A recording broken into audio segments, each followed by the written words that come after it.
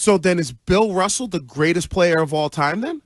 Because if it is about the chips, he's got more chips than anybody. So would you put him above Jordan? I don't put him above Jordan. Why? And because I feel that when we're talking about like the greatest Celtic of all time, right, which is what Tatum was talking about, what Russell did for the franchise is foundational. The same way that I think what Jordan did for the NBA is foundational. What Jordan did in the 90s, expanding the NBA from being a game that is a U.S. game to having a global footprint.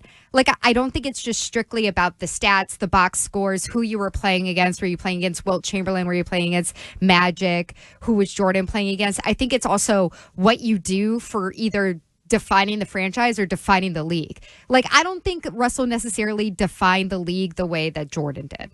Well, you got to remember what Russell did. He played in an era where, as a black athlete, he changed what the perception was for white Americans on how they viewed black athletes. So his civil rights contribution was completely different than what Michael Jordan had to Jordan's go through. Was like just more of a commercial thing. No, and I get what you're saying. So, I mean, I'm only just trying to because when you said that Jordan's biggest contributions were to his bookie, though.